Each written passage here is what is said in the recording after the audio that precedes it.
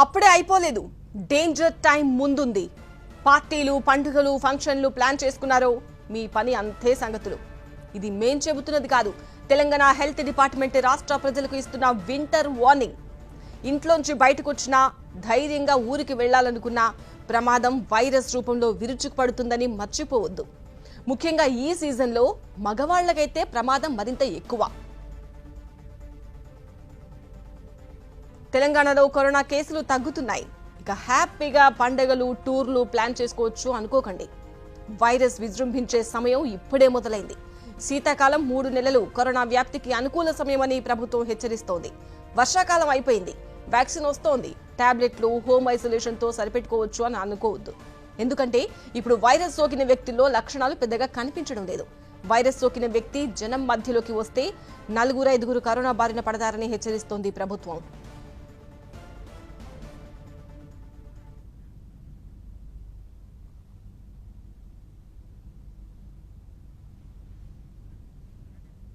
తెలంగాణ ప్రజారోగ్య శాఖ సూచనలు చేస్తోంది. రాబోయే 3 నెలలు పెద్ద పండుగలు ఉన్నాయి, ముహూర్తాలు కూడా బాగానే ఉన్నాయి.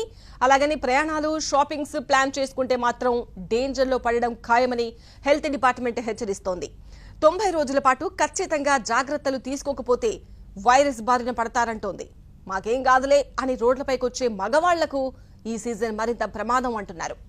70% మగవాళ్లే కరోనా బారిన పడే ఛాన్స్ ఉంది. మగవాళ్లు మరి జాగ్రత్త.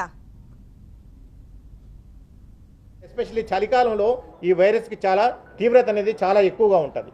సో ఈ 3 నెలలు, ఈ 90 డేస్, ఈరోజు ఈ వరంగల్ నగరం నుంచి తెలంగాణ రాష్ట్ర ప్రజలందరికీ కూడా మేము విజ్ఞప్తి చేస్తున్నాం. ఈ రాబోయే 90 రోజులు మనకి అత్యంత కీలకం. 4 జాగ్రత్తలు. 1, బయటికి వెళ్ళిన ప్రతిసారి మాస్క్ ధరించడం. 2, 6 అడుగుల భౌతిక దూరాన్ని పాటించడం. 3, మీరు తరచూ చేతులను శుభ్రపరచుకోవటం.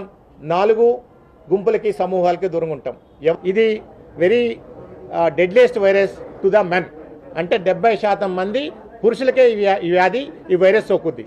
మరణాలు కూడా 70 నుంచి 80% ఒక పురుషుల్లోనే ఇదవుతుంది. తెలంగాణ ప్రజారోగ్య శాఖ చేసిన కీలక సూచనలకు సంబంధించిన మరింత సమాచారాన్ని మా ప్రతినిధి భువన అందిస్తారు. భువన, మనం చూస్తున్నాము ఈ 1 మంత్ నుంచి కరోనా జాగ్రత్తలు చాలా వరకు తగ్గిపోయాయి. ఎవరు కూడా అంతగా ముందున్నంతగా భయం అయితే నిజంగానే లేదు. కానీ ఇప్పుడు తెలంగాణ ప్రజారోగ్య శాఖ చేస్తున్న ఈ కీలక సూచనలు మరి ప్రజలు పట్టించుకుంటారనుకోవచ్చా?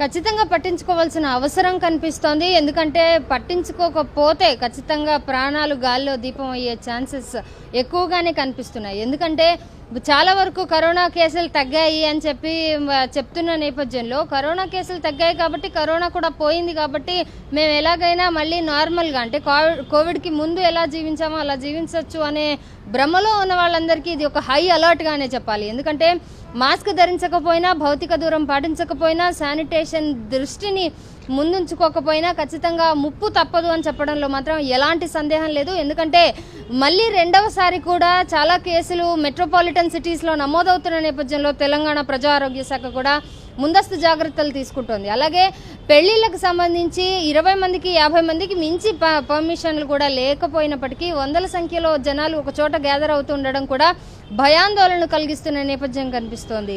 అన్ని ఫెసిలిటీస్ని ఏర్పాటు చేసుకున్నప్పటికీ కూడా జాగ్రత్తలు వహించాల్సిన అవసరం ఉన్న నేపథ్యంలో ఖచ్చితంగా ఎలాంటి జాగ్రత్తలు తీసుకుంటున్నారన్న దానిపై మీకు మీరుగా ప్రశ్నించుకోండి. మీకు మీరుగా మీ ప్రాణాలను రక్షించుకోవడంలో ముందుండండి అని కూడా ప్రజారోగ్య శాఖ చెప్తున్న నేపథ్యంలో ఖచ్చితంగా ప్రతి ఒక్కళ్ళు కూడా అన్ని జాగ్రత్తలు తీసుకోకపోతే సెకండ్ వేవ్లో కొట్టుకుపోయే ఛాన్స్ అయితే ఖచ్చితంగా కనిపిస్తోంది.